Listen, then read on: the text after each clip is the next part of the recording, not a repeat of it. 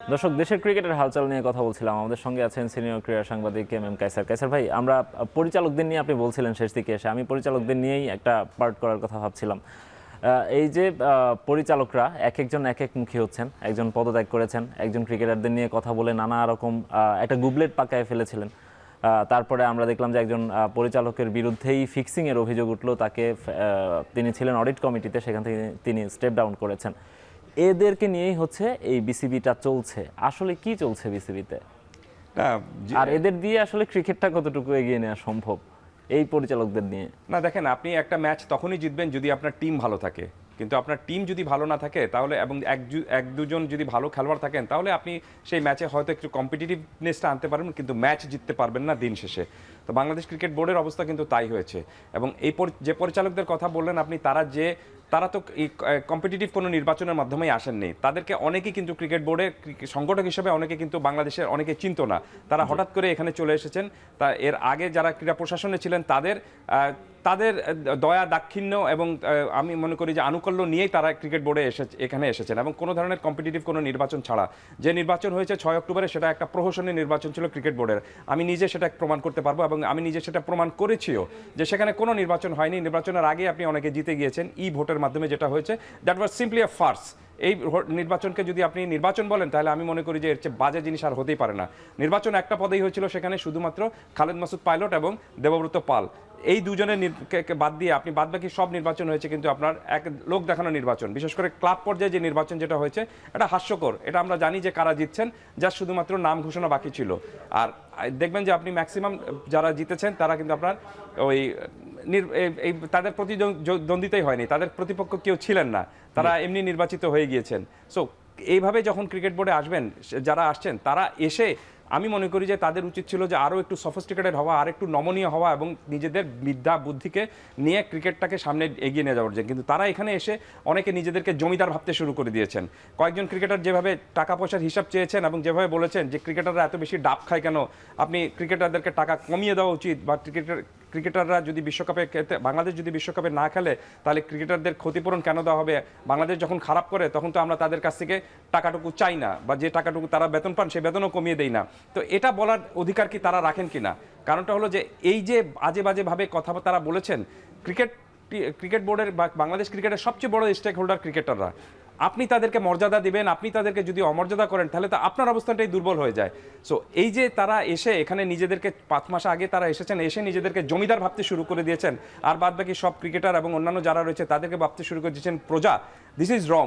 আমি মনে করি যে আপনি এইভাবে কোনো সংগঠন কিন্তু চলতে পারে না, কোনো সংস্থা চলতে পারে না। আর সবচেয়ে বড় বিষয় হলো যে যারা এই সমস্যা তৈরি করেছেন তাদের ম্যাক্সিমাম কিন্তু আপনার সংগঠক হিসেবে ভালো ছিলেন না, বা কখনোই ছিলেন কিনা সেটা আমরা জানতাম না। আরেকটা বিষয় হলো যে তারা একটা অ্যাক্টিভিস্ট হিসেবে কাজ করেছেন। দেখলাম যে ফেসবুকে তারা স্ট্যাটাস দিচ্ছেন, ফেসবুকে কারা স্ট্যাটাস দেয় বা ফেসবুকে কারা নিজেদের মতামত এরকমভাবে জানায়। আপনার যদি এতই চুলকানি থাকে, আপনি বস একটা প্রেস কনফারেন্স করেন, প্রেস কনফারেন্স করে ডেকে বলেন যে আমি এটা বলবো, দেখা যাবে তখন আপনার কত বড় সাহস রয়েছে। কিন্তু সেটা না করে আপনি ফেসবুকে একটা ক্রিকেটারদের বিরুদ্ধে একটা বাজে স্ট্যাটাস দিয়ে জানিয়ে দিলেন যে এরকম করা উচিত। এটাকে বলে অ্যাটেনশন সিকার। এই যে অ্যাটেনশন সিকারদের নিয়ে আপনি কখনোই একটা বড় প্রতিষ্ঠান চালাতে পারবেন না। এবং আমি মনে করি যে এই পরিচালকরা যে ভুলগুলো করেছিলেন, সেই ভুলটা দেখে ক্রিকেট বোর্ডের সভাপতি যিনি ছিলেন, আপনি একটা সভা ডেকে এই ক্রিকেটারদের, এই পরিচালকদের একটা সাবধান করে দেওয়া তার উচিত ছিল, অথবা তাদের বিরুদ্ধে একটা ব্যবস্থা নেওয়া উচিত ছিল। কিন্তু তিনি সেরকমভাবে যে ব্যবস্থা নিয়েছেন সেটা এক অর্থে কিন্তু লোক দেখানো ব্যবস্থা। এই যে নাজমুল আলম সাহেব বা নাজমুল ইসলাম পরিচালক, রাইট, তিনি যে বাজে মন্তব্য করেছিলেন, তারপর তাকে আপনার ওই কমিটি থেকে একটা সরিয়ে দেওয়া হয়েছিল। তিনি যে কমিটিতে ছিলেন, এখন আমরা শপথে ফিরছেন, আবার সেই পদে ফিনান্স কমিটিতে ছিলেন, এখন তিনি আবার একটা জবাবদিহি যেটা দিয়েছেন, যে জবাবদিহিটা দেওয়ার পরে আপনি তাকে আবার সেই কমিটিতে রাখা হয়েছে। তার মানেটা কি? যে তার যে আগের বক্তব্য যেটা ছিল, সেই বক্তব্যকে তিনি মাফ চেয়েছেন, ক্ষমা চেয়েছেন, বলেছেন যে yes I made a mistake, করেননি তো।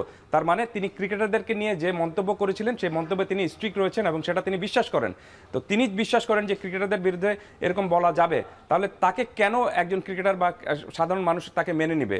সো এই জিনিসগুলি আমি মনে করি যে এটা একটু দেখা উচিত ছিল।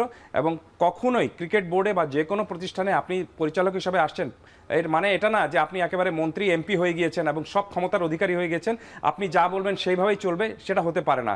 বরঞ্চ আমি মনে করি যে তাদেরকে এখন আপনার একটা অ্যাকাউন্টেবিলিটির মধ্যে আনা উচিত যে তারা এই 5 মাসে কি করেছেন।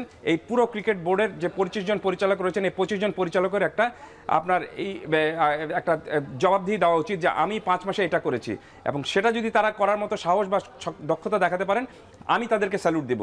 তো দেখা যাবে যে আপনি এই 25 জনের মধ্যে হয়তো 4-5 জন কাজ করেছেন, আর বাদবাকিরা এরকমভাবে অ্যাক্টিভিস্ট হিসেবে ছিলেন এবং আজে বাজে কথাবার্তা বলেছেন এবং নিজেদের একটা অ্যাটেনশন সিকার হিসেবে কাজ করেছেন।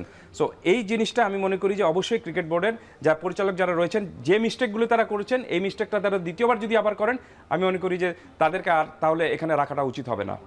এম নাজমুল ইসলামকে শপথে ফেরানোর পরে কি আপনার মনে হয় যে যার বিরুদ্ধে ফিক্সিং এর অভিযোগ উঠেছে তিনিও কদিন পর এভাবেই আবার পার পেয়ে যাবেন? পরিস্থিতি কিন্তু তাই বলছে। আপনি এত বড় একটা অভিযোগ উঠেছে, একজন পরিচালকের বিরুদ্ধে ফিক্সিংয়ের অভিযোগ উঠেছে, এবং সেটা তিনি তার পরিপ্রেক্ষিতে অডিট কমিটি থেকে নিজেই স্বেচ্ছায় সরে দাঁড়িয়েছেন। দ্যাট মিনস তিনি কিন্তু পুরো এই বিষয়টা মেনে না নিলেও সরাসরি অস্বীকার করছেন না, কিন্তু যে তার বিরুদ্ধে যেহেতু অভিযোগ উঠেছে তিনি সেই কমিটি থেকে সরে দাঁড়িয়েছেন। তো একটা কমিটি থেকে, সাব কমিটি থেকে সরে দাঁড়ানোটা আর আপনি পরিচালনার পদ থেকে সরে দাঁড়ানোর কিন্তু পার্থক্য রয়েছে। উচিত ছিল যে তাকে আপনি পরিচালকের পদ থেকে আপনি সরে দাঁড়াবেন এবং একটা তদন্ত হবে।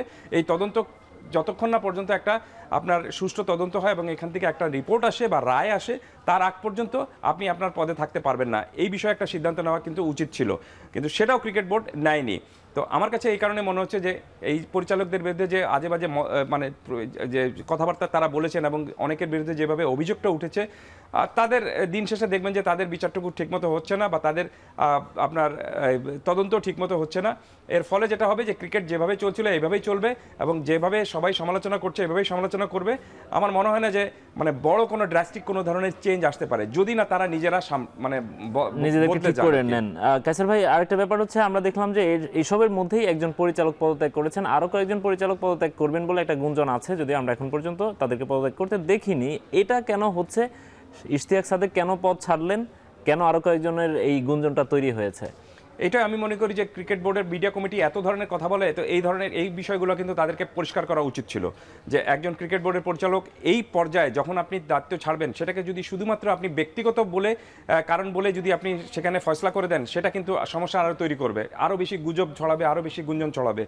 একটা নিউজকে যদি আপনি সত্যিকারভাবে বা ঠিকভাবে যদি আপনি প্রকাশ না করেন, সেটা যদি গোপন রাখেন, তখনই দেখবেন যে আপনি বিভিন্ন ধরনের গুঞ্জন এবং গুজব ছড়াবে। কিন্তু আপনি বলে দেন যে তিনি কেন পদত্যাগ করেছেন, সেটা তো নিশ্চয়ই তিনি ক্রিকেট বোর্ডের সেই বোর্ড সভাকে জানিয়েছেন বা সিওকে জানিয়েছেন। তো সেখানে শুধুমাত্র তিনি ব্যক্তিগত কারণটা উল্লেখ করে এখান থেকে সরে দাঁড়িয়েছেন, এটা ভাবতে অন্তত আমি রাজি নই। আর সেটা যদি শুধুমাত্র ব্যক্তিগত কারণও হয়ে থাকে, তাহলে তিনি এই বিষয়টা আমি মনে করি যে ফয়সলা করতে পারতেন, বা তিনি এই বিষয়টা যদি তিনি জানিয়ে দিতে পারতেন।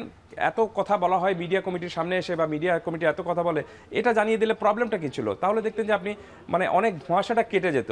ধোঁয়াশা রেখে আপনি সামনে যখনই বাড়বেন তখনই এই ধরনের গুজব হবে, এবং দেখবেন যে বিষয়টা হচ্ছে যে আমিনুল ইসলাম বুলবুল বাংলাদেশি পাসপোর্টে চলে গিয়েছেন, ওয়ান ওয়ে টিকিট কেটেছেন, তিনি আর ফিরবেন না। আমিনুল ইসলাম বুলবুল এমন কোনো অপরাধ করেননি যে তাকে বাংলাদেশ থেকে ছেড়ে চলে যেতে হবে। তো এই জিনিসগুলো যে গুজব গুঞ্জন সবগুলি চলে এসেছে। এই কারণে আমি মনে করি যে আমাদেরকেও একটু যারা মানে এই ধরনের কথাবার্তা ওপেনলি আপনার ফেসবুকে বলেন বা নিজের মতামত জাহির করেন, ফেসবুক বা আপনি মিডিয়া সোশ্যাল মিডিয়া যেটা লেখা হয়, সেটাকে কিন্তু আপনি কখনো মানে রিয়েল নিউজ হিসাবে কাউন্ট করার কোনো কিছু নেই। সেটা একজন একটা মতামত দিতেই পারেন। আমার ফেসবুক অ্যাকাউন্ট রয়েছে, এখানে আমি আমার মতামতটা দিলাম, সেটা আপনি দিতেই পারেন, কিন্তু সেই মতামত দেওয়াটার ক্ষেত্রেও আপনাকে কিছুটা সফিস্টিকেশন কিন্তু বজায় রাখতে হবে। এক্স্যাক্টলি কায়সার ভাই, আমরা আরো আলোচনা করব, তার আগে আরেকটা বিরতির সময় হয়ে গেছে। এখন মাঠে নিচ্ছে আরো একটা বিরতি, ফিরছি একটু পরেই।